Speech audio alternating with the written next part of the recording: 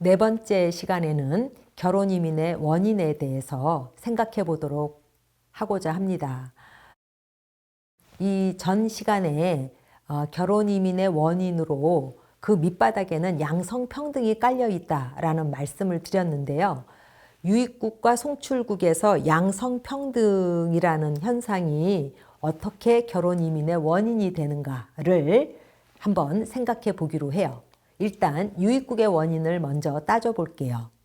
유입국에 여러 원인이 있는데 가장 중요한 기본적인 원인은 인구학적 요인이에요.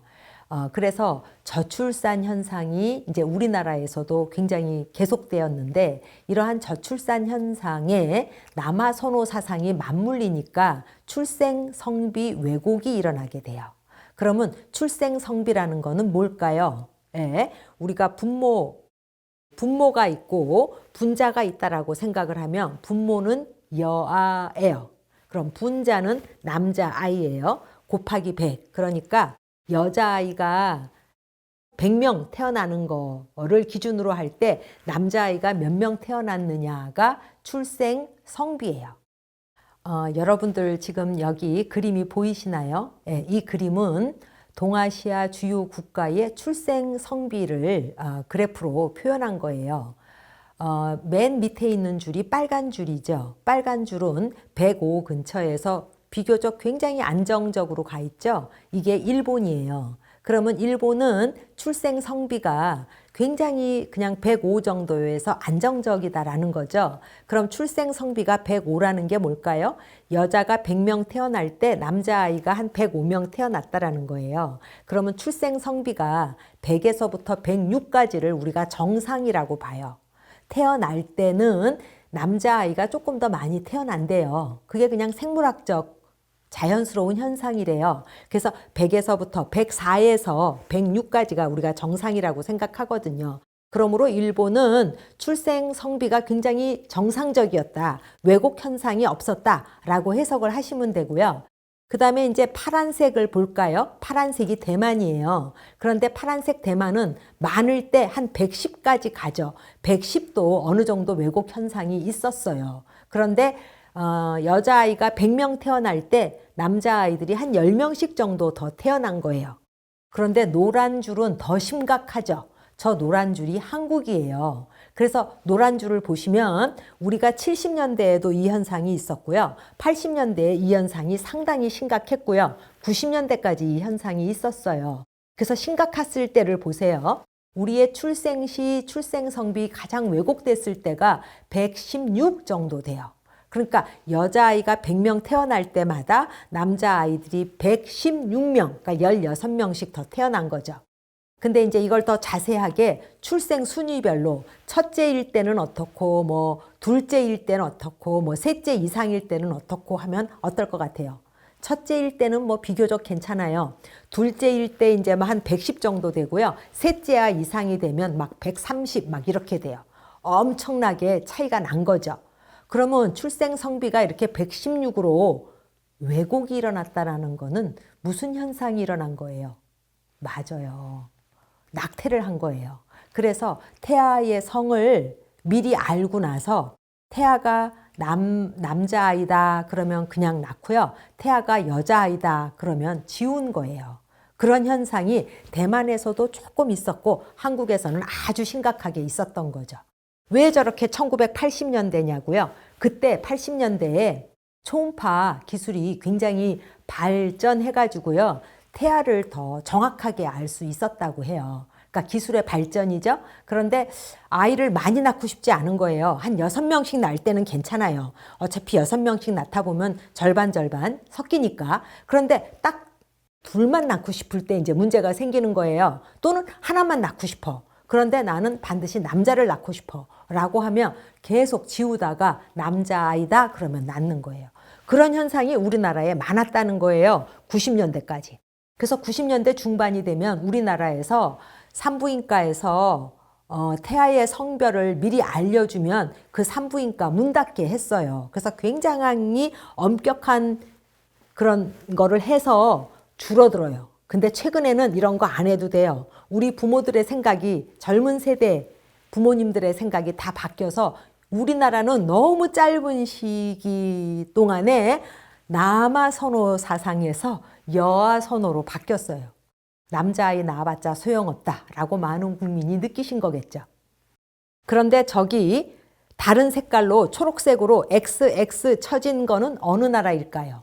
중국이에요. 예, 중국은 왜 선이 이어지지 못하고 저렇게 떨어져 있냐고요? 중국 통계를 구하기가 어려워요. 그래서 중국이 굉장히 통계를 구하기 어려웠고 최근 통계만 연속적으로 나왔는데 최근 2000년대 이후의 통계를 보면 거의 뭐 120 넘잖아요. 120 근처죠. 그러니까 우리나라보다도 더 심각하게 출생 성비에 왜곡이 일어난 거죠. 굉장히 오랫동안 중국이 한 자녀 낳기 운동을 했었잖아요. 예, 그러다 보니까 한 자녀만 낳아야 되는데 남자를 낳고 싶으니까 우리보다 훨씬 더 심각한 낙태라는 현상이 있었다라고 해석할 수 있는 거죠.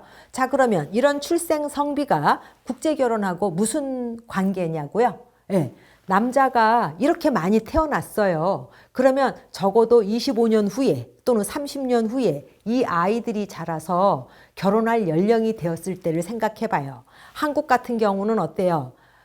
100명당 여자 100명당 남자가 17명씩 더 태어났으니까 여자가 50만 명이라고 생각하면 여러분들 계산하세요. 얼마나 많은 수의 남자가 더 많은가. 그러니까 그 많은 남자들이 내국인 여자를 찾을 수 없는 거죠. 그러니까 우리나라가 훨씬 더 심각하게 적어도 한 1980년대 말부터 내국인 여성을 찾기 어려운데 거기다가 또 하이퍼가미 현상이 있죠. 메리업 현상. 그러므로 여자는 자기보다 사회 경제적 지위가 높은 남성과 결혼하려고 하는 경향이 있으니까 요 밑에 있는 남자들은 한국 여자를 결혼 파트너로 찾기가 매우 어려운 거죠. 근데 더 심각한 문제는 뭐예요? 중국이에요. 우리가 5천만인데 중국 지금 13억이죠. 그러면 얼추 계산해도 우리보다 26배의 인구잖아요. 그럼 우리가 한 50만 명의 혼인할 연령의 남자들이라고 생각하면 50만 명 곱하기 26 해보세요. 저는 계산도 안 돼요. 어마어마한 숫자의 남성들이 결혼할 연령이 되었을 때 중국 여성과 결혼할 수 없는 거죠. 그러면 굉장히 동남아 여성들을 빨아들이는 블랙홀이 되겠다라고 생각하실 수 있죠. 그래서 인구학적 요인으로 저출산하고 관계되는 그 출생성비 왜곡 현상을 얘기 드렸고요. 또 인구학적 요인으로 두 번째는 고령화예요. 그래서 부모 자체의 그 노인의 그 문제 또는 부모의 봉양을 어떻게 할 거냐라는 문제 때문에 이제 국제 결혼이 늘었다라고 말씀을 드렸고요. 이제 두 번째 요인으로는 사회적 요인인데요. 결혼 현상이 아시아 국가들이 다 변했어요. 우리도 변했어요. 그래서 예전에 비해서 독신이 굉장히 많아졌고요. 이혼도 많아졌고 또 재혼도 굉장히 많아져요. 그 다음에 결혼 시장은 세계화됐어요. 그래서 이런 결혼 현상 자체가 변화한 거. 그 다음에 여성의 지위가 굉장히 상승했어요. 그래서 양성평등이 어느 정도는 이루어져요. 그래서 여성의 취업도 증가해요. 그러면 여성이 취업을 이제 할 경우에 나의 커리어를 생각해서 이제 결혼을 안 하겠다 하는 현상이 생기겠죠. 그래서 결혼관이 변했다는 거예요. 결혼은 이제 필수가 아니라 선택이다 라고 생각하는 젊은 사람들이 굉장히 많은 거죠. 그러다 보니까 이제 유입국에서 정치적 요인으로 특히 인구가 줄어드는 지자체 또는 농촌인 지자체는 자기 농촌에 있는 노총각들을 이제 결혼시키기 위해서, 안 그러면 인구가 소멸하니까 지자체가 굉장히 적극적으로 알선했던 시기가 있었다라고 이제 말씀드렸고요. 아시아 유입국에 이제 일본과 대만과 한국 모두 이민 정책이 매우 엄격해요. 단순 노동에 대해서 굉장히 좁은 문 정책인데 특히 여성 노동자는 더 받아들이지 않았거든요. 그래서 아시아 유입국의 이런 좁은 문 이민 정책 때문에 아시아 여성들이 한국으로 또는 일본으로 대만으로 가기 위해서 결혼을 선택할 수밖에 없었다라고 얘기하는 거죠.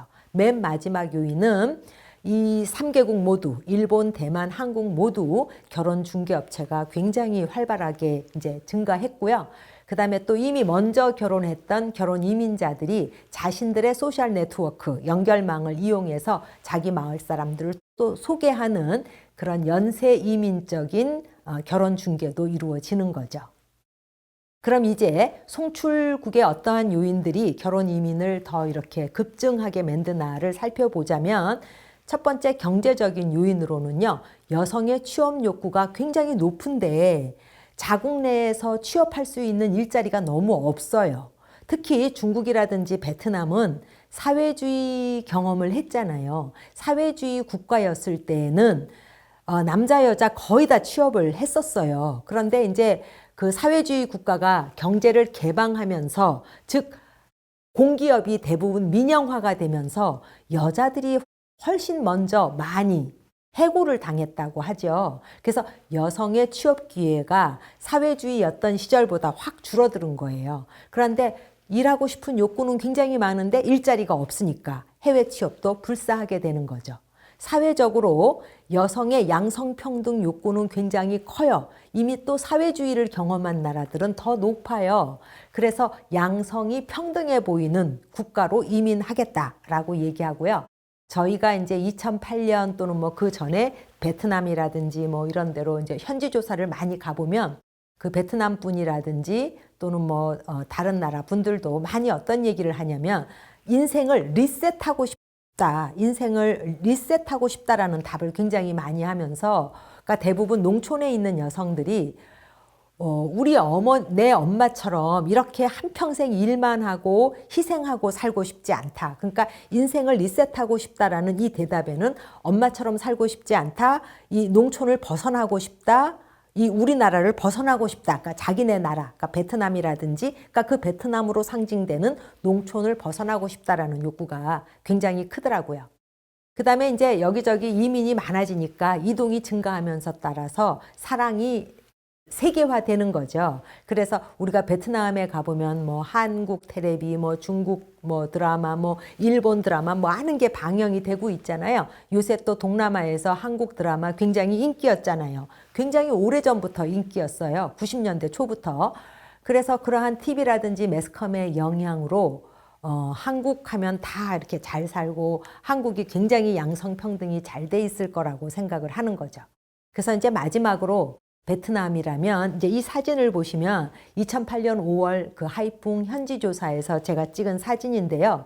지금 막 집이 올라가고 있죠. 벽돌집 2층 집이에요. 그러니까 딸이 제가 찍은 이 사람은 딸이 대만으로 시집을 가서 돈을 보내줘서 그 부모가 벽돌로 2층 집을 지으면서 이렇게 2층 집을 올리면 다 그 주변의 농촌이라 1층 집이거든요. 이 집만 지금 2층 집으로 번듯하게 올라가는 거예요. 그래서 우리가 이렇게 잘 산다, 출세했다라는 상징이 되는 거죠.